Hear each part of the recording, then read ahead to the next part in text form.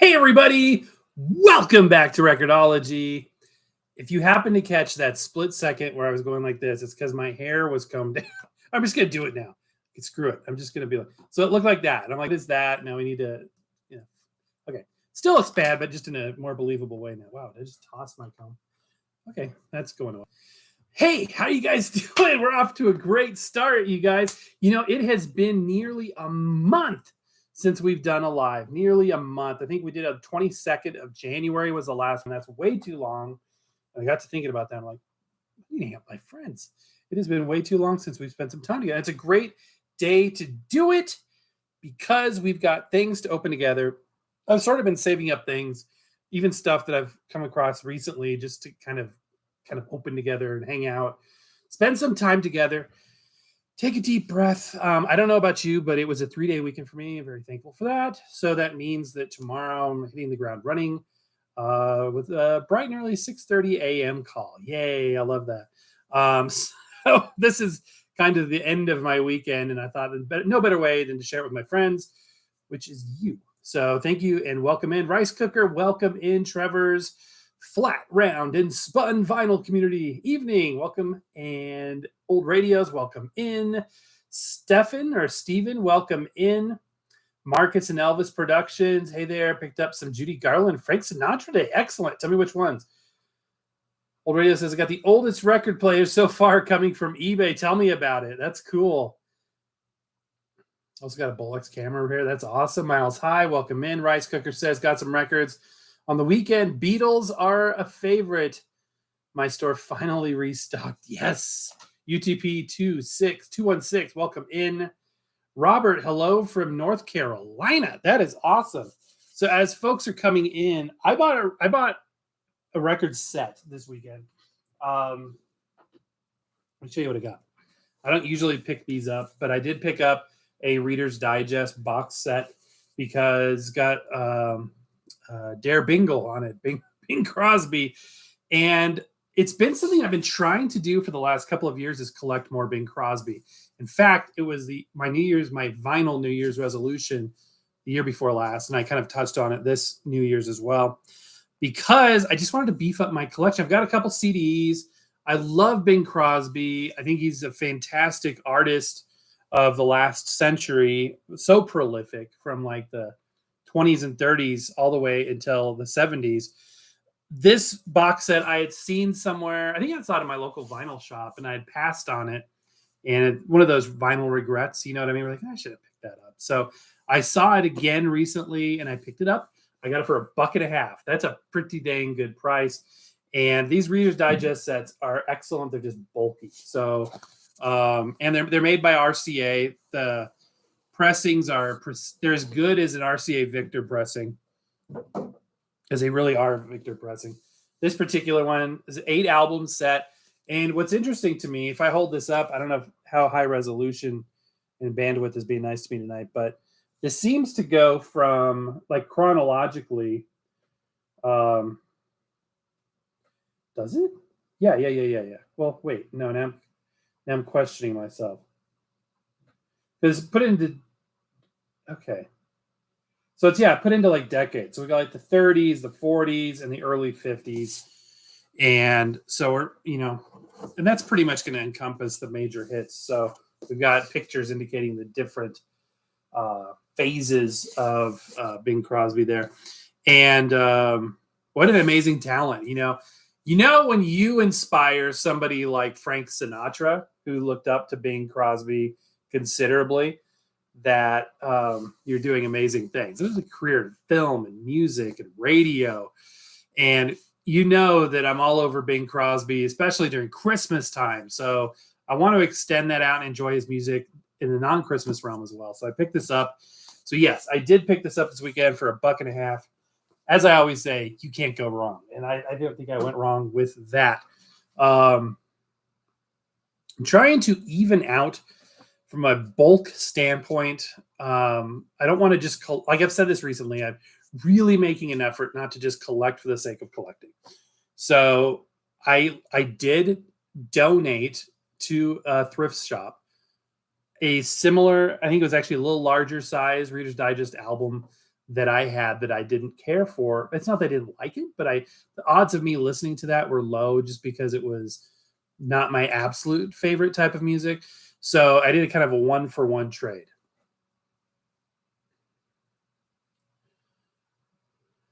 Getting caught up on comments. If I go silent, it's just because I'm looking at comments.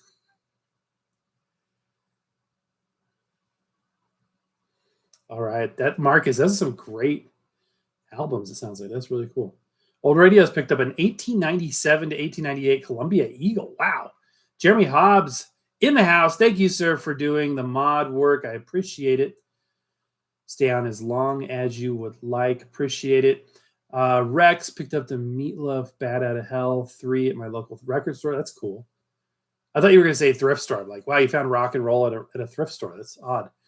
Old Radio's going to be working on restoring that. That's cool. This record player is older than Bing Crosby, and that is old. That is old. By the way, if you guys watch Adam the Woo, he was recently in the Tacoma area and showed the house that Bing Crosby was born in.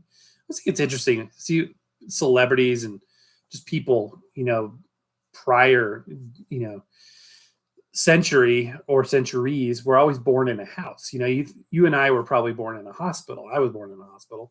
But people back then were born in houses. Strange.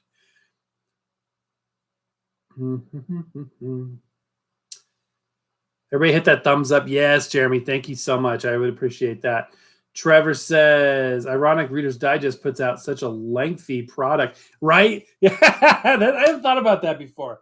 For a company known for abbreviating things and abridging things, they're also known for putting out the extra long albums. I'd never thought of that before. That's funny. That is funny. Topher, welcome in. Rex, welcome in. Eddie, welcome in. I have a Glenn Miller Reader's Digest box, so the sound is really muffled. Interesting. Yeah, I've got a couple of them myself. They're all back there. So there's these gaps. Let's see if I can point. There's these gaps between these bins here. You can see a couple of them there. And the gaps are perfect places to stack these boxes vertically. But that's interesting there. It's muffled for you. I've had really good luck. The only problem I've ever had with the Reader's Digest is sadly on a duplicate copy of the Glenn Miller. I think it's the 96 Greatest Hits box set. There's a couple different ones.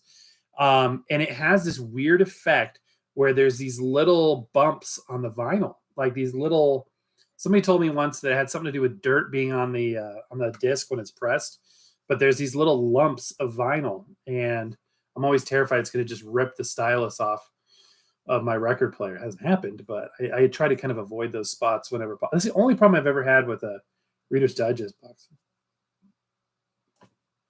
Only the Lonely as well. Excellent. Original pressing. Rice Cooker says, I've got a box set bundle of Revolver, and they spelled Revolver on the spine as Revolver. Really? How funny. I wonder if it'll be more rare because of the misprint. That's so cool. I was listening to some Beatles today on Apple Music. Like I said, Beatles, I'm a greatest hits fan. So I've got the number one hits CD. All the songs I ever need to hear from the Beatles that I personally like are on there. I love it. I just don't feel strongly compelled. I've had albums here and there, and I've got a couple things on 8-track, and I think I've got another tape or CD or something, but I'm just at that level. So, all the songs that I love of the Beatles are the greatest hits. So it works nicely. I could fit all of them on one CD. I know a lot of folks, especially like Tim Allen, who I don't know if he's on here, but he may watch the replay. He's a big Beatles guy, and what am I trying to say? I forgot the giveaway item. Okay, I'm gonna have to get the giveaway item and be back in a minute. But he, what am I trying to say? Is a big Beatles guy, and he has the mono box set, which Ortophone, said it correctly, released a monophono cartridge just for that purpose. So, which is really, really cool. Just for that Beatles box set, and he collects all that stuff. We gave away a Beatles record this last Christmas, one of the giveaways we've done.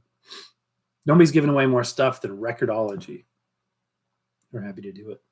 And we're giving away something else tonight, so stay tuned for that. So here's how this is going to work tonight. We are going to open several things. I've got something small. First of all, we're going to take a look at a couple things that I picked up over the weekend. We saw one, the Bing Crosby box set. The next one, we're going to look at that. Then a couple things I picked up today myself, not record related, but hopefully interesting to you. Then we've got mail call. I've got 2 packages that arrived in the PO box this weekend. One small one, one large one, and the large one is quite large. In fact, that's what I was holding up in the thumbnail there. So we're gonna unbox those things together, and then we're gonna finish things off with a giveaway. You can't go wrong with a giveaway, and it's a great excuse to send you guys stuff. I love giveaways. It's fun stuff. We love to pay it forward, pay it back, as it were. And we're going to do just that. What are we giving away? It's a piece of equipment that I can tell you is not a record. It's a piece of equipment. And stay tuned and you will find out. Okay, cool. Christopher, hello from Brick Township, New Jersey. Finally caught a live stream. Glad you're here. So glad you're here. Miles High, they made some great big band reader. Oh, man, and I've got a few of them. There are so very many of them. Really don't know. That's a good username there. Hello as well. Welcome in. Old Radio's Bing Crosby had a hand in advancing tape technology recording. That's absolutely true. So he was a primary investor with Ampex as they brought audio recording and later video recording technology over. Why? Legend has it, it's because he wanted to hit up the golf course, more time on the golf course during the day, less time in the studio. Back in those days, when you did a coast-to-coast radio broadcast, you would have to re-perform everything for the other coast because they couldn't spin. I think, this could be wrong, but I think the reason why is they couldn't spin up the recording that fast. I don't think they could distribute it and send it across lines. Hold on a second. As quickly. I don't want to wipe my nose on camera. Actually, you guys want to hold for a second? I'm going to go grab the giveaway item since I got the shutter closed. Bear with me. Talk amongst yourselves.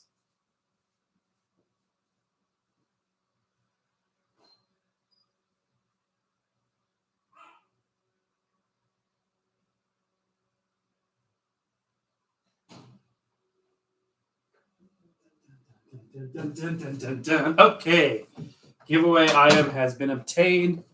I want to show you what it is. I don't want to just not show you. Okay, hey, I'm back. Whoa, that looks weird. So, so the whole Bing Crosby thing was very interesting. How he really, really, really had something to do with that.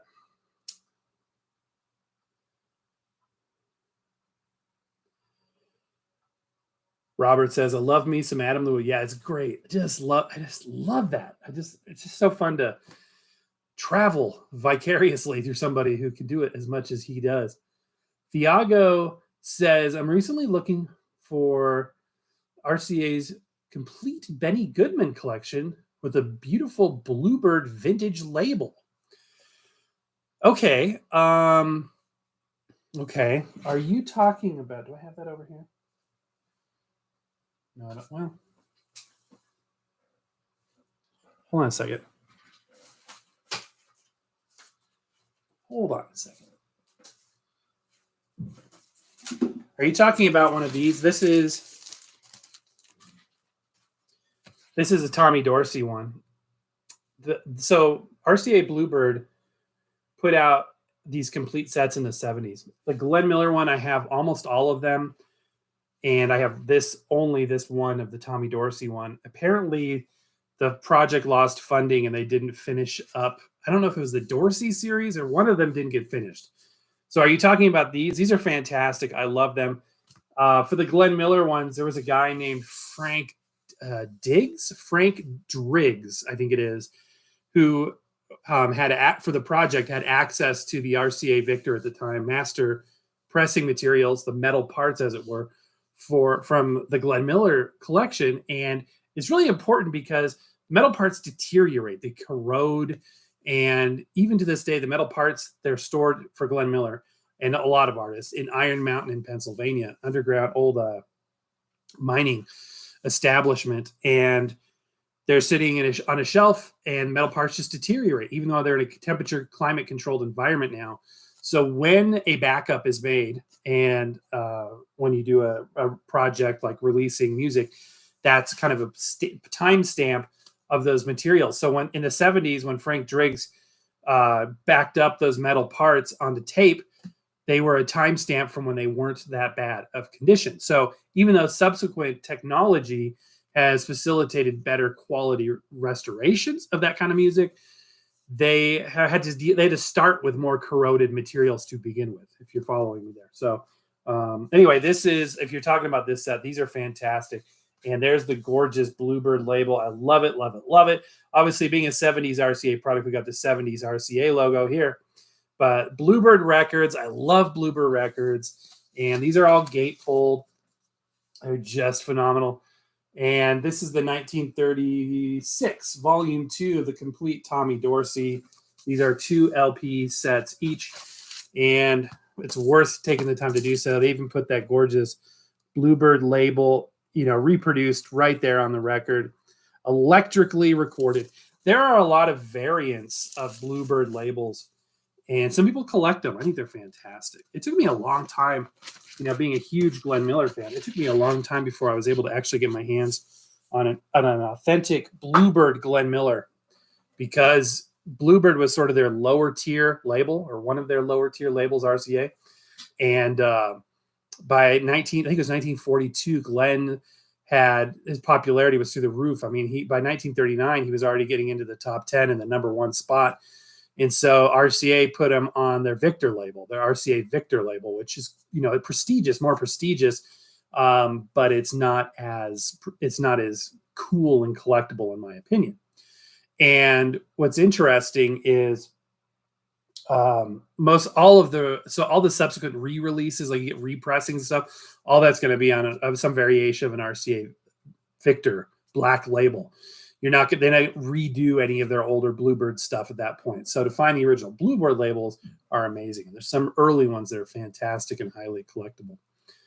Man, I go on these tangents, guys. I'm sorry, but that's an amazing set. So if that's what you found, or that's what you're looking for, more power to you. That's really cool. Then they are hard. These are hard. I mean, you can go on eBay and spend a ton for them and get them right today, but finding them in the wild is pretty tricky. Trevor lives next to Tacoma. Yeah, it's an unassuming house. There's a little placard like on the 3rd step. If you want to see it, go look at Adam the Woo on YouTube. And it was about, I'd say, a week ago. He was at Tacoma, and I think he put it in the title. He did a lot of stuff. He checked out a bunch of Nirvana stuff. But he did visit the house on the outside. Didn't go inside of the Bing Crosby house. It has a little placard on one of the steps.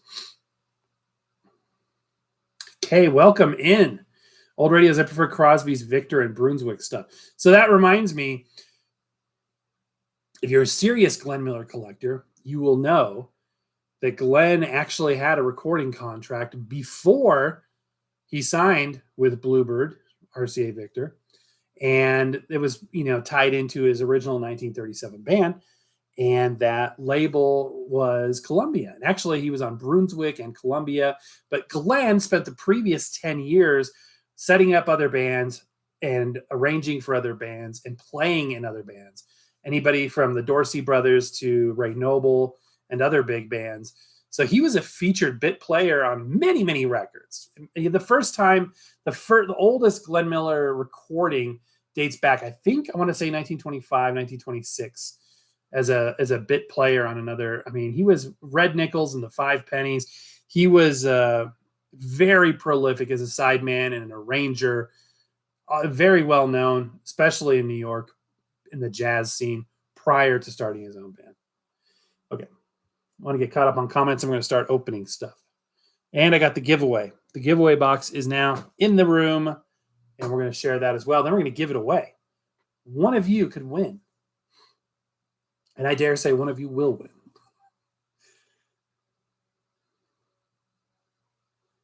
By the way, thank you to everybody who's been buying those adapters. Man, that's been humbling. We've had a hard time printing them fast enough. Of course, they take 2.5 hours to print each. But we've been selling them, all throughout the week. It's amazing. I mean, it's been a huge blessing. So thank you guys for buying those adapters. And by the way, this is the first time I'm mentioning it. I always say the inner sanctum, the inner circle of folks are here in these lives. You'll notice 25 people out of 31,000 subs. I'm very thankful that you are here, but not 31,000 people here. So you guys get extra secret information for watching the live. And even those of you who are watching the replay, assuming this is posted, because not all lives are posted. If you wonder why there's these gaps sometimes in lives, well, maybe they were happening, but you missed. But But anyway, I wanted to announce to you that the purple edition, the limited edition purple, is going to be going out of production soon. So if you want the purple one, do I have one in here? I don't have that many purple ones made right now. I try to keep a couple on hand, but oftentimes I'm printing as we go. I've got a prototype, a boring white prototype. This is when we're still trying to get dimensions right. This is before I developed the raft on the back to deal with the texture on the back. But if you want that purple one, snag it. There is a link in the description if you want it. The orange one will always be available, and then the secondary or alternate colors will come and go. It may come in the future again, but I don't know if and or when. But we are rolling off the limited edition ultraviolet purple. It's like metallic looking. It's really cool. This is another design we own. These were all of these were designed by a viewer and very kindly given to us to help support the channel. This is another machine prototype. I did not make this. This was made by a high-end facility who mesmerizes me with the textures they're able to pull off. So this is another design. We may sell this in the future. And again, super insider info. We haven't announced this to anybody yet. But if you guys are a fan of Seeburg Records and their 2-inch hole opening there that facilitates a special adapter, stay tuned. We may have just the thing for you over on our eBay channel. All right, let me get caught up on comments. We'll start opening things and giving away something as well. Jeremy says the Beatles never did much for me. Old radios. I'm interested in getting this 1950s Columbia. That's cool. Inspecting Gadgets says Elton John also had many hits, but each album contained just a couple charting songs. Interesting. Very prolific artist and still going. I mean, I think he just finished his last concert, his last tour. That's amazing. Rice Cooker says early Beatles albums were played to death on Danzettes. Oops. Dang it. Lost my place. Which was set very light from the factory, and people were either returning them for skipping or taping a penny the head shell, and then that wore out the records. Rice Cooker says the Grooveware distorted horribly and sounded horrible. Thiago says it's easy to find good quality gramophones. Is it easy to find good quality gramophones with a friendly price? A friendly price. I like that. A friendly price. I think it's okay. It's not that hard. I mean, a stand-up gramophone, $150, $250. Even for like a Diamond Disc machine or a Victrola branded Victrola, you shouldn't pay more than a couple $100. People asking $1,200, unless there's something super rare. A good condition, cosmetically good looking, and functional gramophone or phonograph should not cost you more than $300 at the outset. They are available. There's also knockoffs. There's also ones that have been gutted and stuff. It's heartbreaking when you see those. It's a mini bar. No, it's a record player.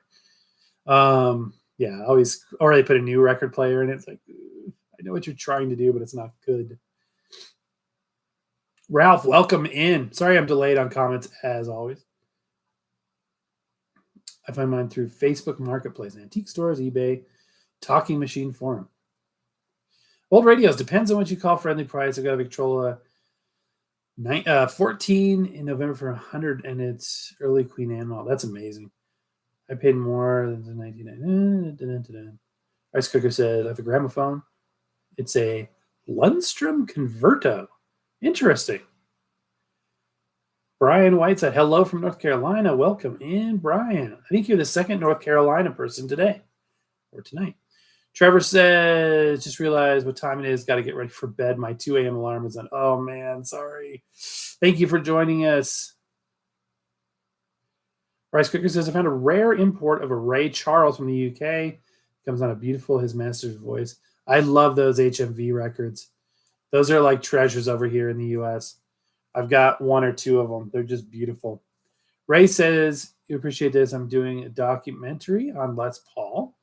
Got to shoot and spend time with Les when he was in his late 80s. That's amazing. In a previous life, I worked a music festival, Christian music festival, and got to spend a lot of time with some artists, big name artists. Most of them are very, very nice people. Also interviewed some celebrities and things, and miking up celebrities for television is a very interesting experience. I've got stories, some of them not so good. Some people you think are going to be super, super nice, and aren't, and it's disappointing. Like I remember I was miking up somebody. I don't want to say who it is because I don't want to say who it is, but it was somebody who was very famous television show in the 1980s, and very family friendly show. And this guy was getting very popular, and I had a chance to meet him. I was looking forward to it because I had watched the show. It just was unfriendly. It wasn't rude, but just like, people that were, I was an assistant for a camera shoot, and the people like myself were just sort of like there, but not acknowledged. It was very strange. Especially when I had to put a mic on the guy, which involved me sticking my hand in his shirt. But that's cool. The filmmaking side of me is intrigued. Retlaw, happy spinning from Iowa. I love how you capitalize Iowa. Kay says, I love the adapter I won from the last giveaway. Oh, awesome. That was you. Yes. So glad you enjoyed that. That's great. And we've been giving those away as well. We're not giving away adapters tonight. We're giving away a piece of equipment. But yeah, that will probably give away more in the future. Glad you love it. That's awesome. And the stickers, yes. I'm so glad that you enjoyed them. Robert says you should do a neon glow in the dark one. Ooh, I like that. Do they make glow in the dark PLA? Interesting. By the way, if you ever wondered why it's PLA, which is it's a polymer that is like, it's actually organic. It's an organic, partially organic plastic compound. So it's got a low melt point, so it's easily extruded. It doesn't fume that bad. It's you have that thing going all day in a small room, and it still smells a little plasticky. But compared to like ABS, apparently it's way more. It's less smelly, is what I'm trying to say. The downside is that when you, it's a brittle plastic, so it doesn't have give. So if you need something to bend, like I've tried making like replacement Game Boy battery covers and stuff with a little plastic tab that kind of flexes in to kind of snap shut. It has a tendency to snap off because it's a brittle plastic. So if you want to go with an ABS, which has a little bit more pliability, you've got to deal with the smell, and you've got to deal with the other thing is that it's ABS collapses a lot, and it takes a while to return to form. Whereas you let PLA dry pretty quickly, and it's already solid, which is good. Apparently, it's some sort of acid polymer, like similar to like. Okay, I'm really going off the rails here. I'm not going to do it. Okay, we're not going to talk about plastic. But I love that idea of the glow in the dark one. Will you do a black or yellow? No immediate plans, but it's possible. Never come across a Seberg record, and you probably won't come across one. But 16 RPM, 16 2/3 RPM, background music from the 60s and 70s. You can pick them up on eBay. My friend Fardamark has like 30 of them. He's given me like 3. I've got 2 displayed right here. I've got a Christmas one too that's not on display. And since they're only 9, I think they're 9-inch records, but since they spin so slowly, they're long. They're really long playing, which is by design, of course, because for background music systems. And again, they were never supposed to be owned, kind of a thing. So the fact that they exist, kind of like a V-disc, it's kind of a rare thing. It's perfectly legal to buy them, especially now, but very, very cool. But you need a special adapter because the hole there is almost double the size of a regular one. And the fidelity is surprising, even at a slower speed. James, welcome in. Do you have the RCA Glenn Miller Air Force 45 set?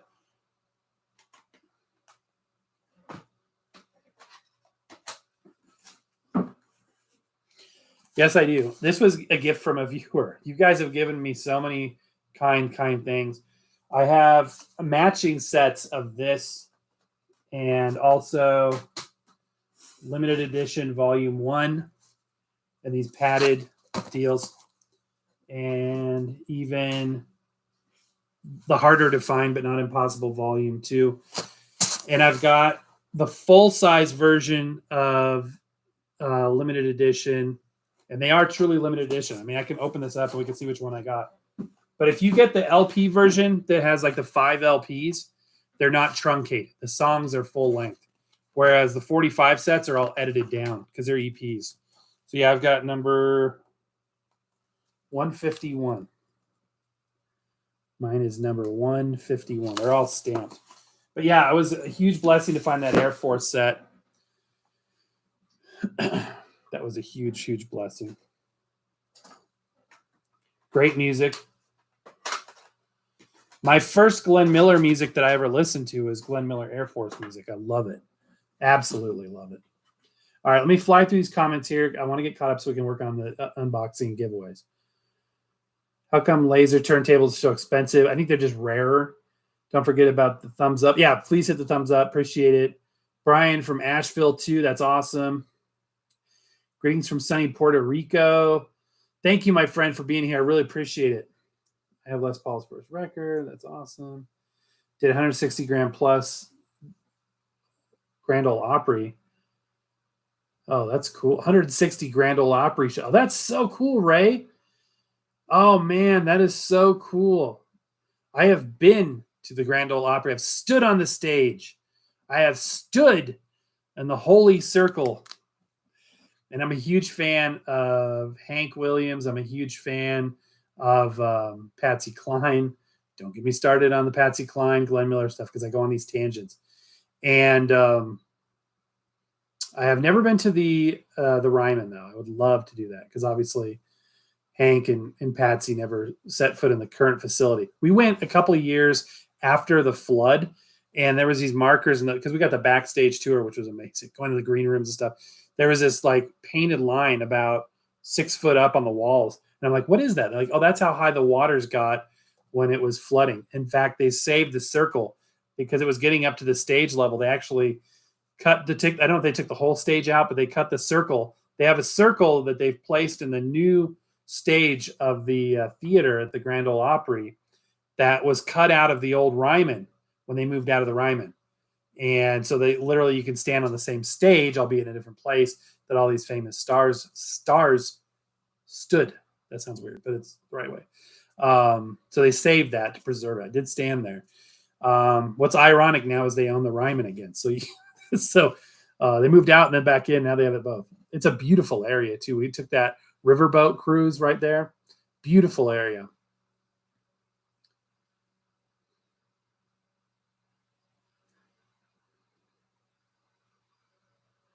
When I get new turntables, I open them to tracking force and right of balance. Yeah, no, absolutely. Your tracking force is so important. They do make glow-in-the-dark PLA. Okay, good to know. I have to be on the lookout for that. We have a micro center down south, and they have 2 aisles full of PLA.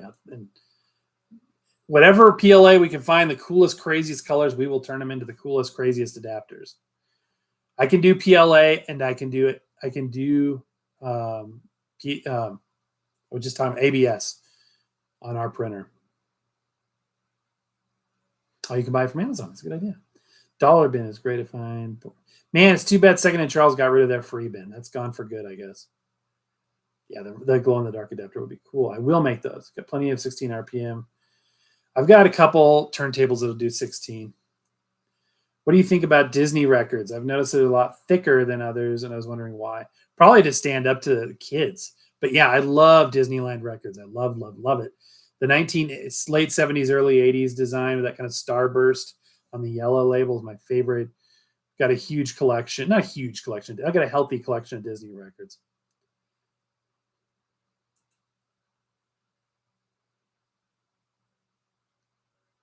On reel-to-reel tapes from 1955, this guy interviewing survivors of Hurricane 9. Wow. You must go to the Mother Church. I worked a lot in the Ryman, the Mother Church. The Big Opry is for this summer. Interesting. Oh, that's so cool.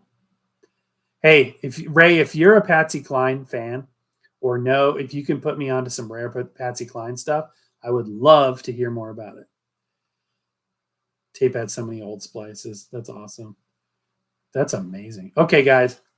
All right. I'm going to peel away from comments for a second because we got to get busy. I appreciate it so much. So fun to chat. I lose track of time. So over the past year, I've gotten back into baseball cards, and I have Adam the Who to thank for that because it was literally watching him go to these baseball games. My son and I went to a Rockies game this past summer. It's the first time I've been in since he was 6, and he's in his early 20s now. And it was just a magical, father-son bonding time. And also because of Adam the Woo, I started collecting baseball cards again. And my wife was really like, "Oh man, you need another collection. Like you need another hole in the head." But so I've been picking up baseball cards, and I picked up a couple packs today, and I thought we would look at them really quickly. Really trying hard not to go on a tangent down this road. But basically, I thought I was done collecting 2022 cards, and then I saw this at Target. These say that and I'm still kind of relearning the hobby because I was like everybody else collecting cards in the 90s. Oh, Miles High. Thank you, man. I appreciate it. Really appreciate it. And I thought I was done with those because I had Series 1, Series 2 cards, and then I got a complete box set collection and a bunch of inserts. So I thought I was done with 2022. So I'm holding off till mid-February when the 2023 stuff was going to be released. So that's what I've been looking for. But then today I went over there and I found these, and they say that they are 2022 update series.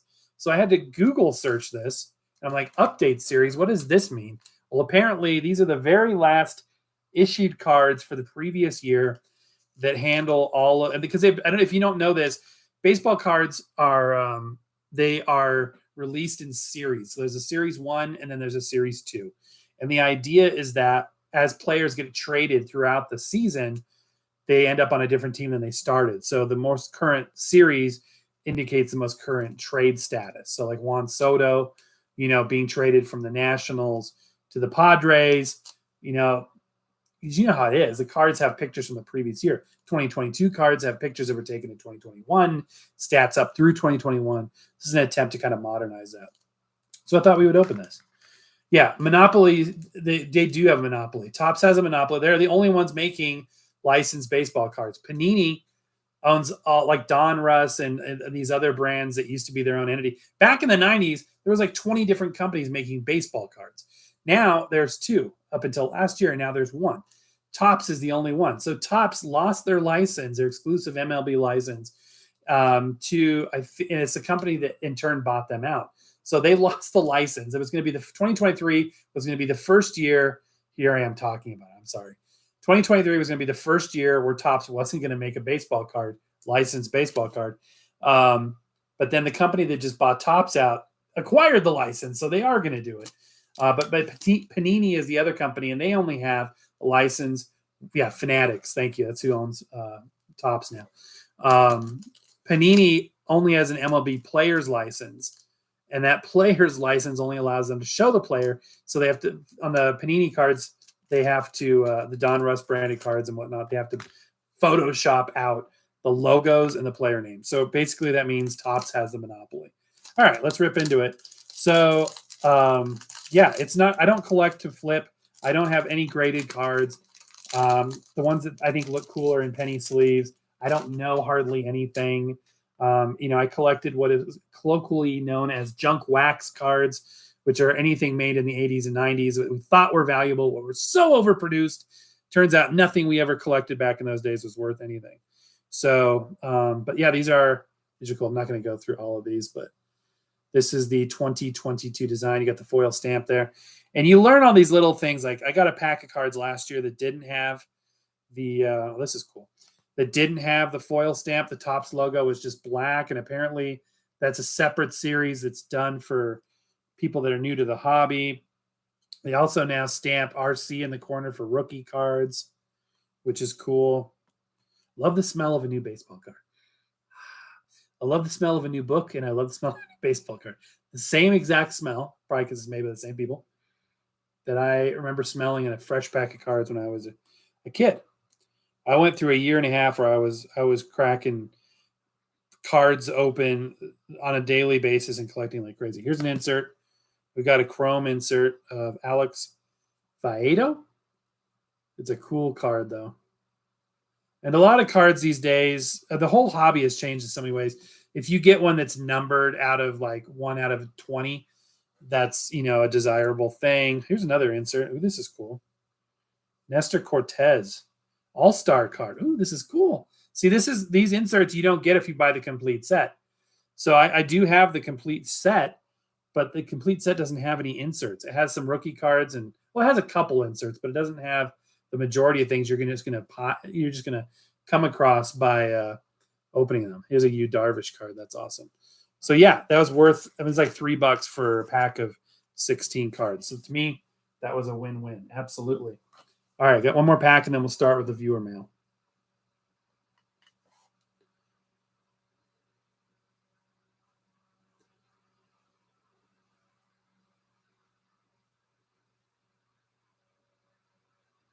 Cool. Appreciate the comments, guys. If I miss your comment and you really want me to answer it, just put it back in there. I apologize. I'm just trying to, as you can tell, I have a hard time paying attention to stuff. This one has a bump in it, and I think it's like it is a theft protection bump. So who puts that in? This was not in the other pack. Does Target actually, like, how do they do that? Do they randomly do this? And like the store energizes it or whatever? Okay, so the way that these are done now is when you buy a pack of cards, and people will spend thousands, like they'll buy these special card sets that'll come in these wooden boxes for $1,800, and he gets like 5 cards in it, and they all have like a patch or a souvenir or a relic is what they call it. And when you get a pack of cards, all the regular commons are stacked on one side, and then on the back are the special cards. Oops, we won't look too quickly there. So flipping through here, let's see. Yeah, some cool looking cards. I just love this stuff.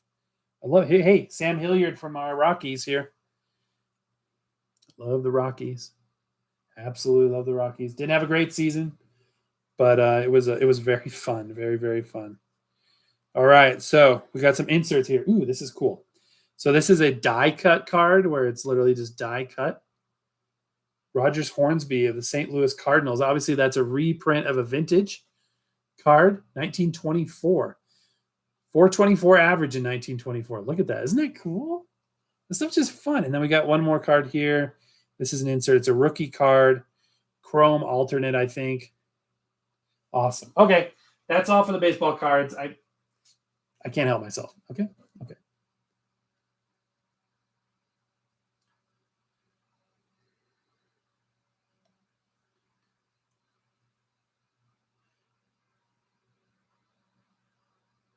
Oh, thank you, Kay. I really appreciate it. That's so nice of you. So nice of you. I'm easily excited. So get my $3 worth out of some baseball cards. All right. I'm super excited about this. This is a package from a viewer, and I've tactfully got the non-information side facing the camera because it has this person's address. So I don't want to give that away, or the name, because sometimes what will happen is they'll put their real name on the package for shipping purposes, and inside there'll be a letter or something saying, here's my username, this is what I'd like you to say, or I just don't want you to say anything. So respecting everybody's privacy, I don't want to give that away. So here we go. There are 2 CDs in here. I want to make sure there's nothing. Okay, I want to see if there's a note before I look at what's in there. There is no note. 2 CDs. Okay, cool. We've got the Beach Boys. That's awesome. I love the Beach Boys. This is cool. It's sealed. It's an Icon series. I have one of the Patsy Cline Icon series. This is great. So this is a UMG Capital release. Is it UMG? Yeah, Universal Music Group. Yeah, this is so cool. Thank you so much. Is this like greatest hit stuff? Oh, awesome. Good vibrations. Fun. Little Deuce Coupe. I Get Around. Surfer Girl. California Girls. This is excellent. Thank you so very much. And then another CD, Sam Phillips, Fan Dance. I'll have to check this out. I'm not as familiar. Sam Phillips. Thank you so much. I'm excited to discover some new music here. Absolutely. I'm not sure if this person wants me to say their name or not. So rather than violate that person's preference, I'm just going to say thank you so very, very much. You know who you are.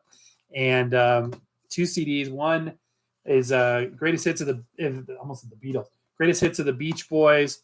an icon release, still sealed, and the other one, something that's new to me and something I get to discover. So thank you so very much for that. That is awesome. One-sided records are cool. I love one-sided records. You know, Thomas Edison also was very involved in the artists that Sam Phillips ran. I think it's a different Sam Phillips. But yeah, this isn't. I'm guessing this is a different Sam Phillips. But yeah, not the Sun Records Sam Phillips. But yeah, Thomas Edison was super involved in the artists, and he didn't like jazz. So a lot of the Edison records were non-jazz related, which back in that era, jazz was like pop music. So it was kind of viewed as being kind of stodged. What's the word? He's kind of not cool, crotchety. He was waving his old man cane in the air. I don't like these kids and their jazz music, kind of a thing. So the Edison records are not the most hip music. However, they're very cool from a technology standpoint. If you don't know it, Edison Diamond Disc has the same groove technology as a cylinder record, where the groove is vertically modulated, hill and dale. So the groove goes up and down like a hill and dale instead of left to right to modulate the sound. Very, very cool. And you could play it on an Edison Diamond Disc player or a phonograph like my 1917 Vita Nola phonograph that has the rotatable reproducer. And with the right stylus, the diamond for the diamond discs, you could play those. Very cool. Until Edison stepped down. Okay, so once he stepped down from it, they got real hot. Okay, that's good. And Two Virgins Gentlemen. I've got some Sapphire Ball. Yeah, and I've heard it both ways. I've heard Sapphire Ball, and then other people say, no, never Sapphire Ball. Only a diamond stylus. Because other vertically modulated records, like I think it's a Pate record, requires the Sapphire Ball. Interesting. Okay. Oh yeah, I forgot to show you this. This is something else I bought for myself. This is not a record. This is a laser disc. And no, I didn't buy it thinking it was a record because it was put in the record section, but I bought it knowing it was a laser disc and knowing I don't have a laser disc player, never really a desire to get one. However, I love this movie. This is one of my top 5 feel-good movies of all time. I love the original Grumpy Old Men, and Grumpy Old Men is such a feel-good movie for me. I will watch it for the rest of my life. I have watched it many times, and I will continue to watch it many more times. And yes, this is one of the movies that I have the audio of that I listen to at night sometimes. And I bought it purely as a display piece and something that looks very, very cool. The disc itself has a small crack in it, which again I paid $1 for it because, it was sold for a cheap price. I think laser discs are fascinating because even though they're an optical disc, the video is analog. Isn't that weird? And then the audio is digital. Very strange. But yeah, this is a widescreen. And this was a premium format. I remember when this movie came out, 96, I think it was.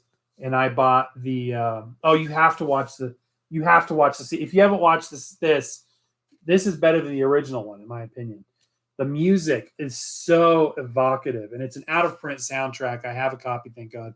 The music is the orchestral music. Like, it's got, funny music put in there, like, they license some music, but the actual orchestrations, who did this? I want to say Danny Elfman. Was it Danny Elfman? Hold on, it'll be on the back here. Alan Silvestri. Top-notch sound.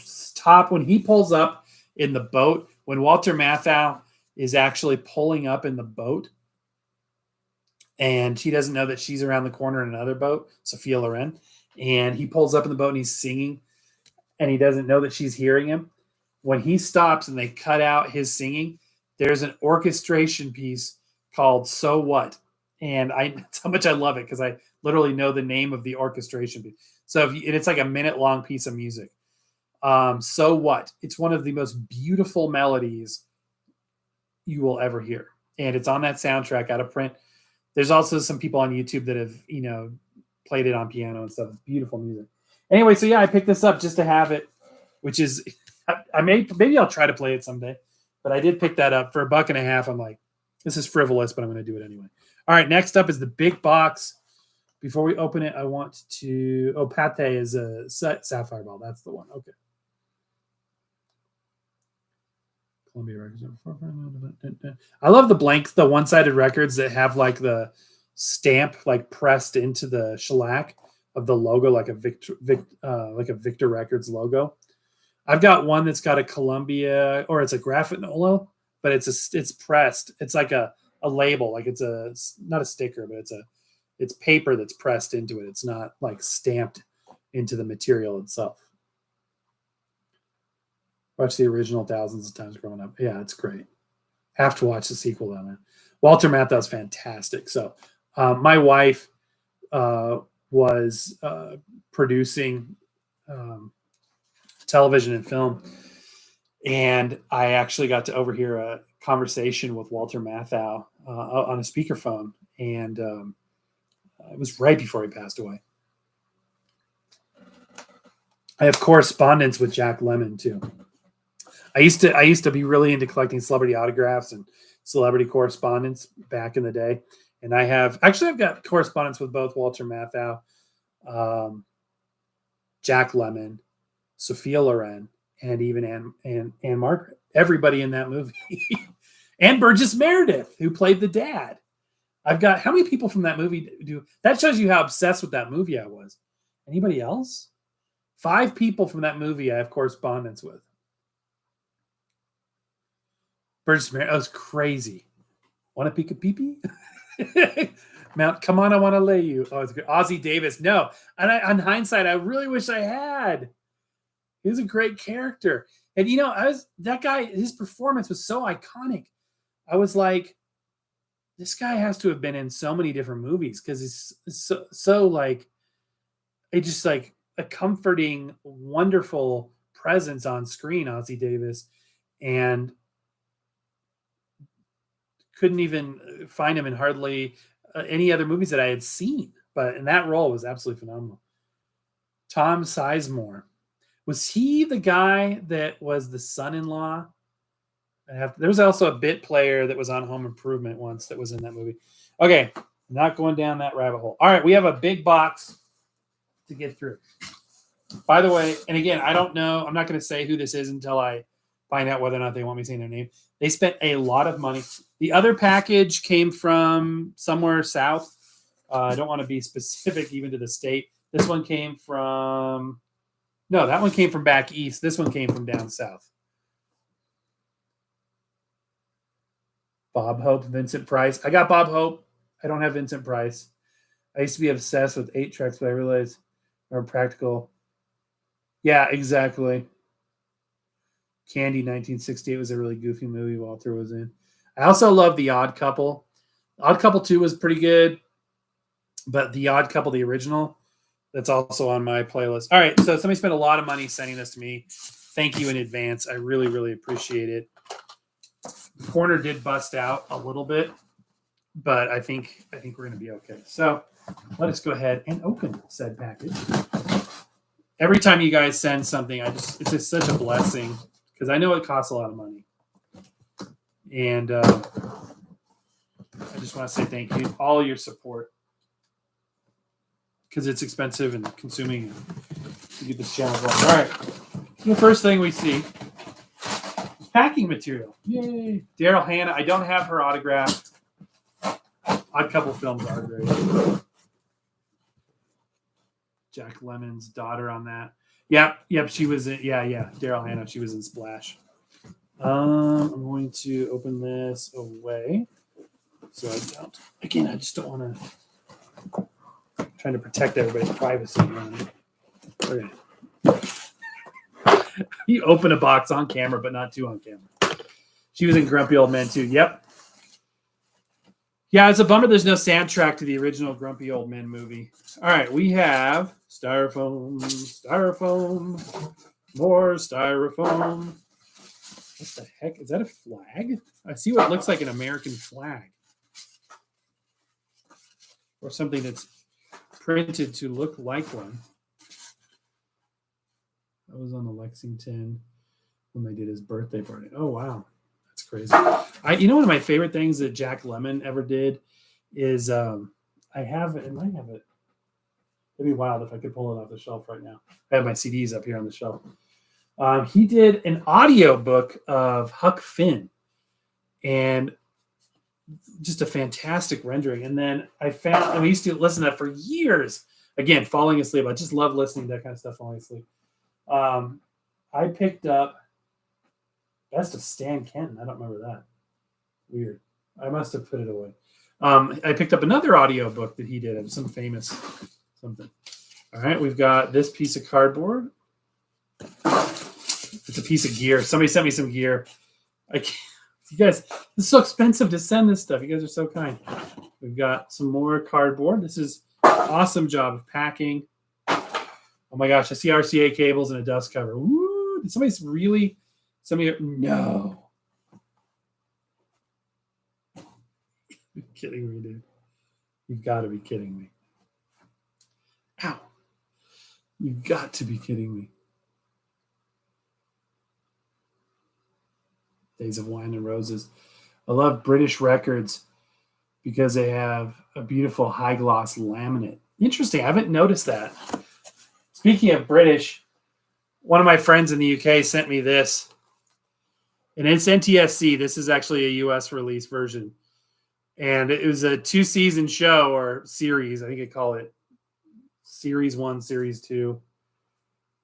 Anyway, it's 2 seasons on like 2 or 3 DVDs, 3 discs. And it's fantastic. When I popped it in, and obviously John Cleese is, well known even here in the States, even outside of like Monty Python and things like that. But this was like a show that he wrote in 1975. And my friends in the UK are like, yeah, it's our bread and butter. We know all about that. I don't know if they would know what the phrase bread and butter is, but so I've been starting to work on this set. As you can tell, I've got one of the discs is missing because it's in the player right now. So far, I'm really enjoying it. It's wacky. All right, back to this. Okay, so this isn't a full flag. I'm kind of glad, actually, because I don't want to desecrate the flag anyway, but that looks like a flag, a miniature one. What an interesting way to wrap that. That's so cool. I still feel like I need to... No. For real. Dude, you've got to... Please tell me there's a note in here with an explanation. You did not send me this. No way. Oh my gosh. What record player would blow my mind and was sent to me in a box? Tell me in the comments. Tim Allen's in the house. Hey, we're talking about you earlier, but it was all good stuff. Somebody sent me a record player. It is a dream record player. And I am just so incredibly, I cannot believe this. You have got to be kidding me. What? VPI Prime. Hey, you guessed it. $40,000 record player right here. Okay. I would rather have this than a VPI Prime. Any other guesses? Technics 1200 wouldn't fit on my lap without breaking it, probably. No, but you're close. You're close. Soundburger, that would be cool. If anybody from Audio Technica is watching, remember when you used to have us review stuff and it was good, happy times? Let's make those moments happen again. Whoa, I don't want to try. Soundburger would be awesome. Okay, somebody sent me a Technics turntable. I am not even joking. And not only did they send me a Technics turntable, my friends, they sent me an SLDL1 Technics direct drive turntable. Somebody just sent me a Technics direct drive turntable.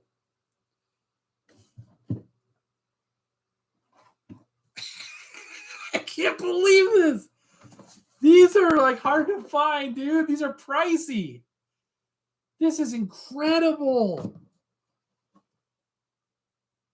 And it's the kind where the motor, like the platter is the motor. You can see down there by the spindle, the platter is the motor.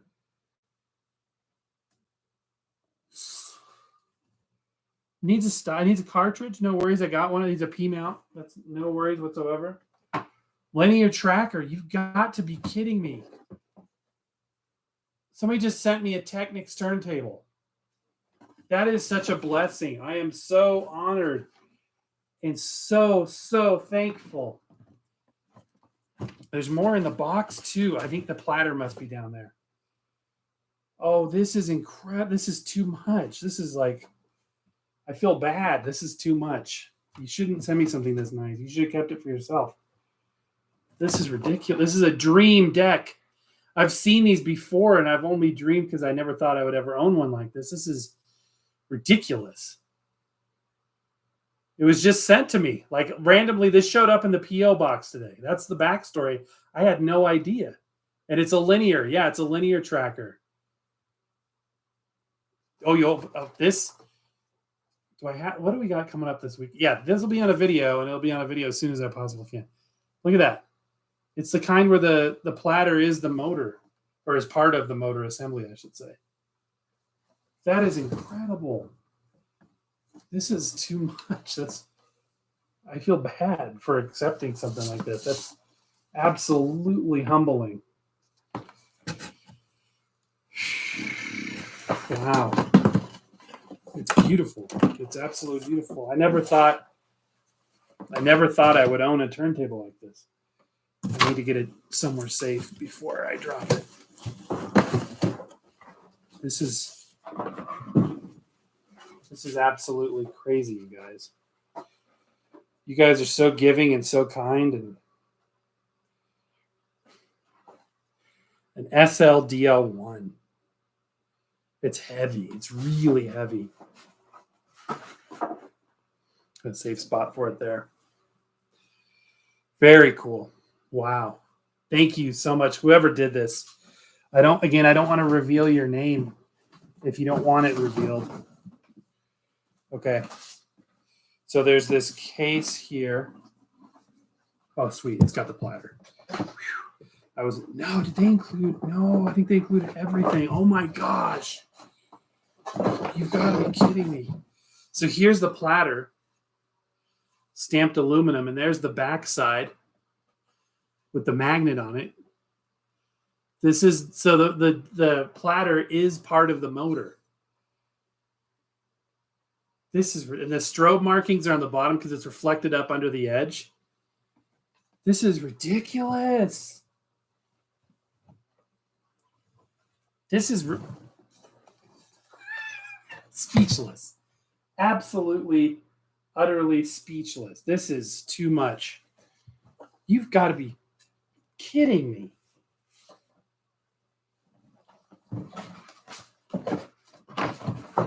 More cardboard. And then this box here, I'm afraid this is a cartridge. And if it is, I'm just like, man, I wish there was a letter in here saying whether or not I could say who this is. Here's the platter mat. Oh my gosh. The platter mat. You've got to be kidding me, dude.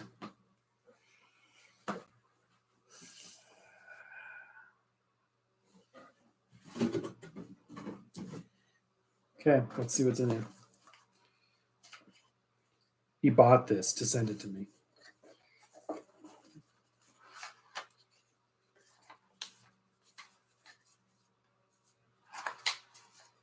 There's a note. Oh, good. There's a note. I'm so glad.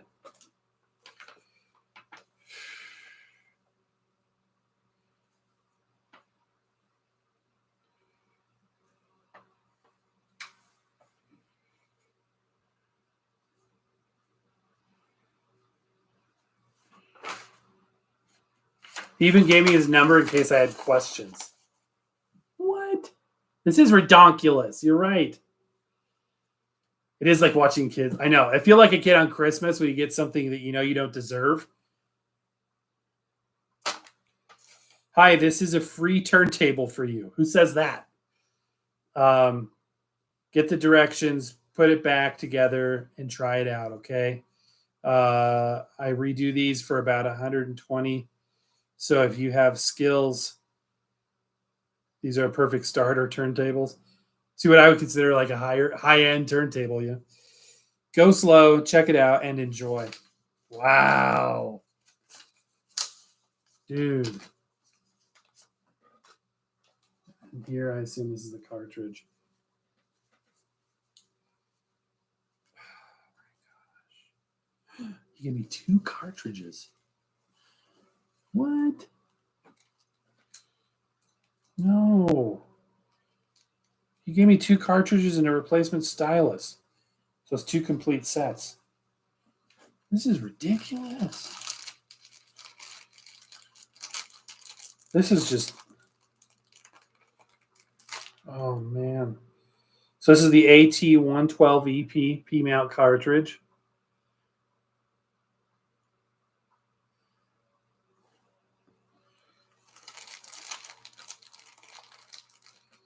And this, 2 replacement styli. This is so generous. This is so generous. And then this is a Technics P23 phono cartridge as well.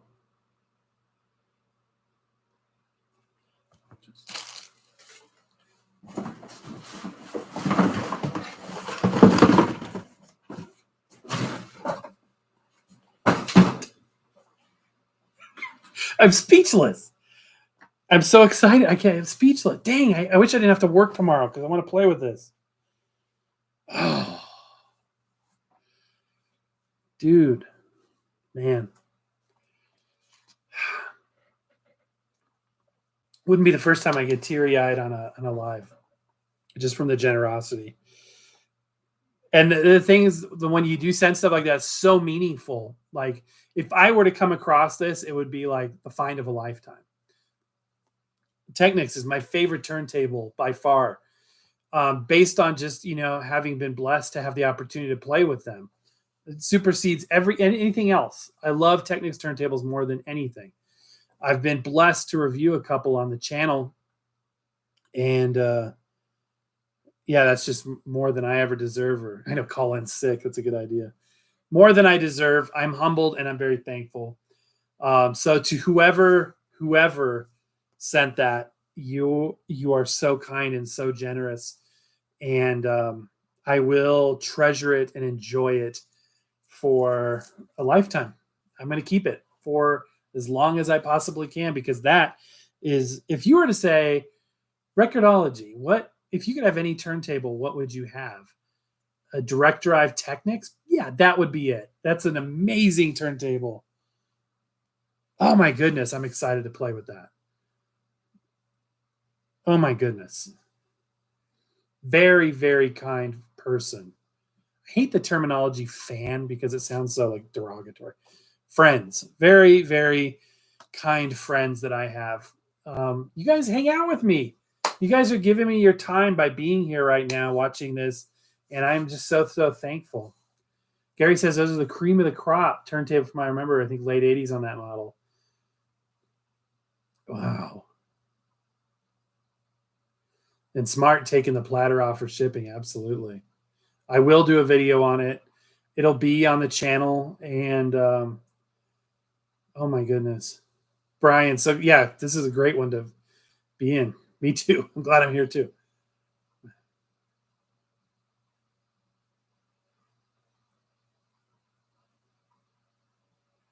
Yeah. Very kind.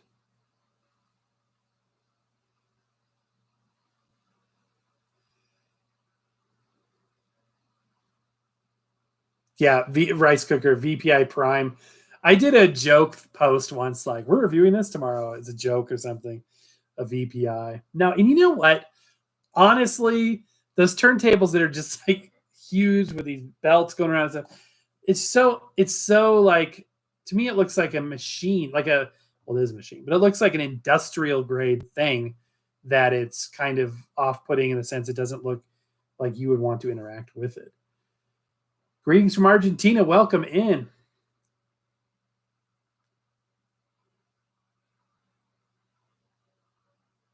I can call in as your dad.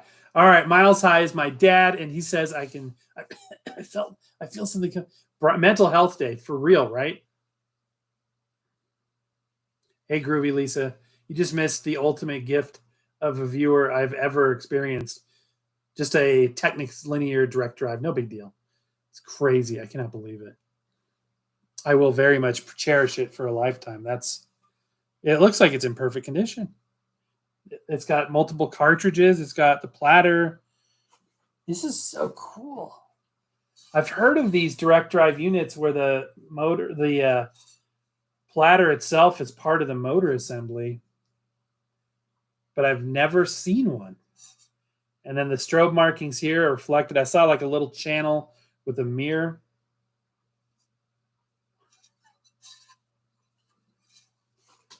To just give some guy on YouTube something like that, that's just okay. All right.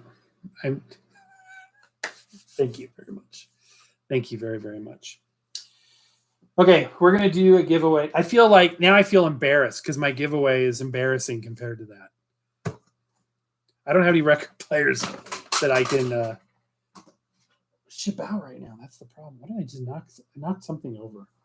I'm always knocking. That's the second thing tonight I've knocked over. Okay, we are going to give away something. And here's how we're going to do it. You need to email your answer to a question I'm going to ask you. And I found the remote I dropped. You need to email your answer to Record-ology1938@gmail.com.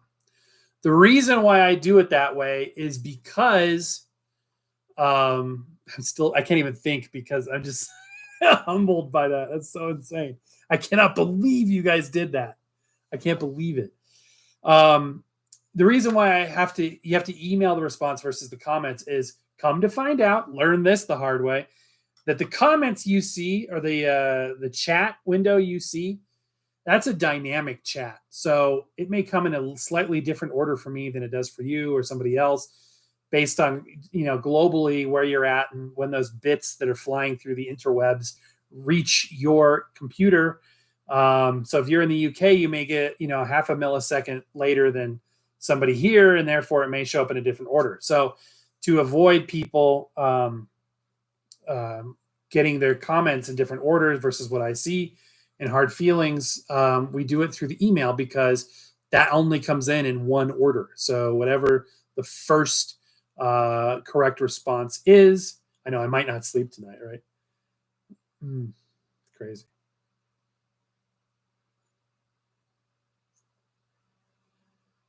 Dude, right? That's insane. The giveaway. We are giving away the Crosley Milton radio with the fake tubes that light up. Very cool looking, and the sound quality was amazing. I don't like fake things, so I wish the tubes were real. That being said, they do look cool. They do aesthetically look cool. It does have a micro SD. No, that's a USB. It's micro SD and a USB and a chargeable, rechargeable via. Is that micro? Yeah, micro USB. So it's an MP3 player. Probably plays WMAs and other files as well. FM radio. Why not put AM too? I don't know. But the sound quality on this was phenomenal. So I'm giving it away tonight to one lucky winner. And again, I just feel silly now because of that thing. But I just wanted to, this is the review we did last weekend. I want to give away this. Also, let's give away a couple 45 adapters. I'm just so humbled. Okay, so how are we going to give this away? Remember, Record-ology1938@gmail.com. The first person to send an email with the correct answer to the question I'm about to ask will win this radio. It's open to anybody globally. You don't have to be here in the United States. And also include your name and your mailing address in the same email, please. That way we don't have to go back and forth. We can just send it out. And that will be shipped out to you this week. And the question that I am going to ask you, the first person to email me, Record-ology1938@gmail.com, will win this. This is the actual one used in the show. Screen used prop Let's see. What should we do for a question? Let's make it simple. First person to do this wins this radio. What year did Record-ology start? What year did Record-ology start? Email your answer. Don't put it in the chat. Don't put it in the comments. Don't put it in the chat. What year did Record-ology first appear on the YouTubes? Include your name and your address, and I will send the first person that gets the correct answer this very radio. You can't go wrong. A Technics direct drive.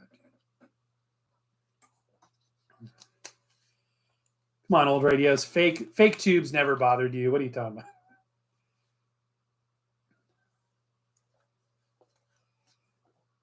Are you really one of the first? Do you know what number you are? Here's a fun fact. My rep for the rep that we used to have for Crosley, he's long gone. He was a great guy. He actually worked for Crosley. Usually the reps we work with work for third-party marketing agencies, but he actually worked for Crosley. He was like a brand manager. Fantastic guy. He was either, I can't remember if it was I couldn't remember if he was my 500th subscriber or my 1,000th subscriber, but he was one of those even numbers. He told me. That's cool. Probably the 12th? Really? So you were there right from the beginning, the 12th. So that would have been probably within the first month or two, because it took me a while to get over that. You know you wasted your money when your turntable is just a turntable. The day Victrola guy posted that video. Oh, really? Is that how you found me? Huh. Well, it worked for at least one person. All right, guys, let's go and see if we got a winner. We got a winner. We have a winner. Interesting answers here. But the first correct answer is Kayla. You have won the Crosley Milton radio. And this thing really does sound good. It's very warm sounding. It's got a lot of bass, a lot of punch. What they can do with small speakers now is truly amazing. So, Kay, thank you so much. Really glad that this is going to somebody who will appreciate it.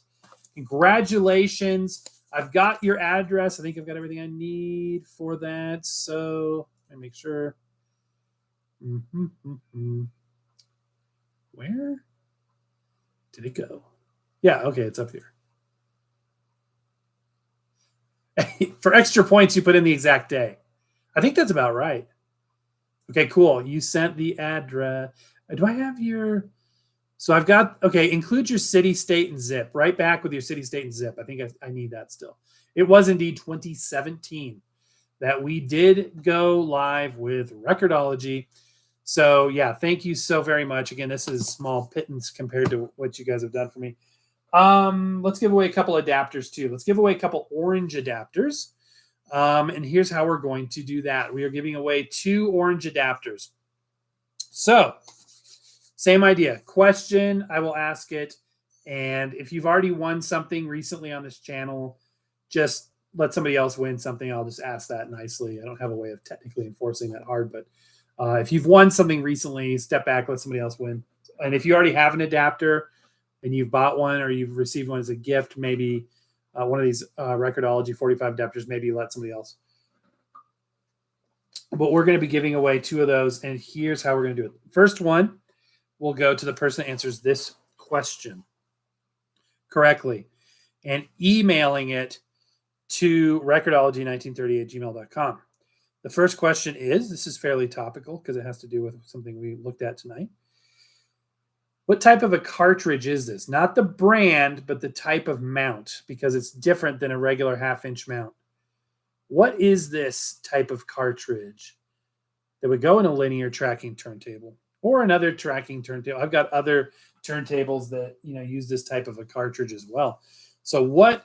And here's another one, a different make and model, but the same technology. Don't put it in the comments. Send an email, recordology1938@gmail.com. And the first person with that answer wins an orange 45 adapter.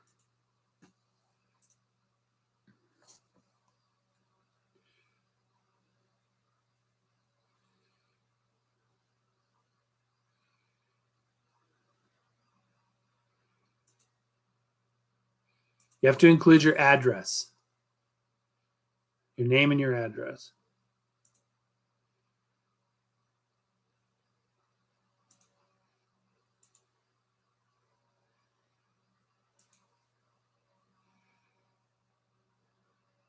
Okay, we have a winner.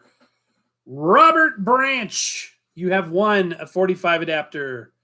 Sorry if you don't want to see your full name. It just kind of popped out. Robert, you have won a 45 adapter. Right back with your address, please. I promise I won't say that on the air here. Robert, you won a 45 adapter for answering correctly. This is indeed a P-mount cartridge. Record-ology 1938 at gmail.com. We're going to do one more.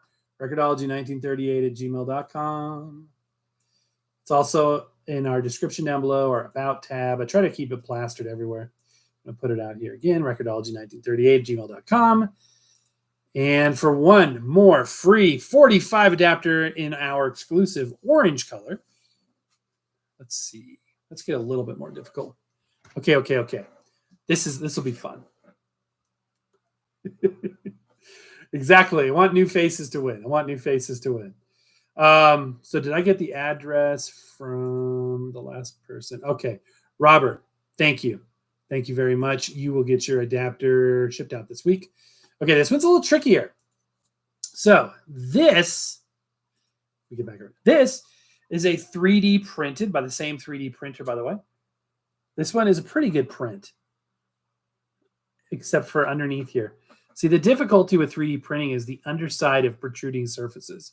So oftentimes they are built with a raft, and the raft snaps off cleanly, giving it a nice finish, like the bottom of these feet. See how the bottom of the feet have a nice finish? That's because they were attached to a piece that I peeled off. And when they don't have something to peel off, you get this terrible texture. Anyway, he's still a cool print. I got this for free from thingiverse.com, which has a bunch of free files. The first person to email me the name of the lead actor in the movie that this is from wins a 45 adapter, orange edition. Record-ology 1938 at gmail.com. Not the name of the movie, but the name of the person who starred in it, who was famous later in life as a comedy actor, which is funny because this movie was not a comedy, although there's some great lines. My dad and I, this is one of the movies that my dad and I had bond on. And there's this line where the cook who's got the apron on, and it's funny because this is like very 50s, and features some of the first electronic music ever created, by the way. Husband and wife team made the music to this movie, which is trippy and amazing to listen to. But it's very like World War II-ish feeling in terms of the crew. And there's this guy, I think his name is Cookie, like every cook in every war movie ever made, with the white apron. And he gets this robot, who's Robbie the robot. I'll go ahead and say that. Robbie the robot to Robert the robot. He got him to make a bunch of booze, and he takes a swig of this booze that he has made from the, because this is a predecessor to Trek. He's got a built-in replicator. He can replicate any substance. And he says something like, will 45 gallons be sufficient? Kentucky bourbon. And he takes a swig and he's like, ooh, it's smooth too. That's one of those lines, like, I don't know if your family's like me, but we quote movie lines ad nauseum in our family. Absolutely all the time. To answer your question, I want a soundtrack to that. But yes, I do too. Absolutely. I don't know if you can get it. I think it's been made available. I don't know. I have it somehow, and I don't remember how I have it. But yeah, the music to this is just, it's great. So let's see if we have a winner. Okay. Okay, so Robert gave me his address.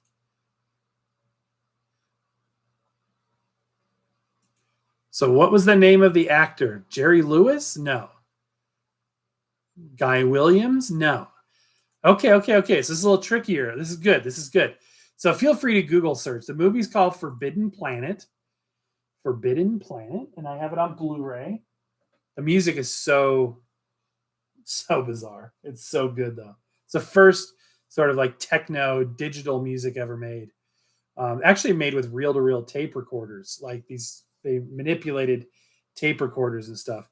But Robbie the Robot, and the movie was Forbidden Planet. Incidentally, one of Tim Allen, not our Tim Allen, but Home Improvement Tim Allen's favorite movies. He wrote about it in his book, Don't Stand Too Close to a Naked Man, which is good advice, in my opinion. And yeah, so Robbie the Robot is this 3D print. So Forbidden Planet, and I want to know the name of the actor. So the actor that was starring in it, what's his name? Email me, recordology1930@gmail.com. And it's so weird because once you find out who it is, you're like, really? He did that? That's weird. Because it's not his typical character. Yes. Okay, we have a winner. Kyle, you have won. The lead actor in Forbidden Planet was, in fact, Leslie Nielsen of Naked Gun fame. Absolutely. Leslie Nielsen played a heavy. He played a serious role. Kyle, you won. You were the first person to answer that correctly. If you have not seen Forbidden Planet, if it were not for, I think it actually says this on the back of the Blu-ray. If it were not for Forbidden Planet, there would be no Star Wars, no Star Trek, none of that. All of that stuff owes its existence to Forbidden Planet. Also, fun fact, if you're looking at this and you're like, hey, isn't that the same robot that was on that other show that I can't think of the name off randomly? Oh, gosh, Forbidden Planet. And then you've got, it's like the robot's like B4 or something like that, B5. It's not the same robot as that. What's that? Lost in Space. Thank you. It's not the Lost in Space robot. There is an episode of Lost in Space that features Robbie the Robot, and Robbie's evil in that. He's like, I am the superior robot. And B4, I'm the superior robot. No, I'm the superior robot. And it's bizarre. But yeah, this is super cool. So yeah, you got that right. Leslie Nielsen in a serious role, and he's good at it too. You think, oh, Leslie Nielsen must just be goofy playing a serious role, but he wasn't. So my friends, an hour and a half has elapsed, and it has been an honor, a privilege, and a blessing in more ways than one. And I keep looking down here because that's where the Technics turntable is. I wish I could reciprocate it in an even better. Isn't there a robot like that in Toy Story? I think so, but I think it's the B4 robot from Lost in Space. I don't think it's Robbie. He did appear in another movie, but he's known as the Forbidden Planet. Just do yourself, if you don't know what I'm talking about, just watch some Forbidden Planet on YouTube tonight, okay? Get hooked on it. And Dr. Morpheus is so good. Krell metal, 40 inches thick, or something like that. Just there's so many, it's so quotable. It's smooth too. It's a great movie. Thank you for hanging out with me. This has been fun, and I appreciate each and every one of you so very much. Have a wonderful, blessed week. Take care of one another. We've got some great things coming up on Record-ology, including a review of this new turntable you guys gifted. To the individual who did send this, a serious thank you, and I'm going to figure out a way to say thank you directly if I can. And God bless you all. Happy record hunting. We will see you next time. See you guys.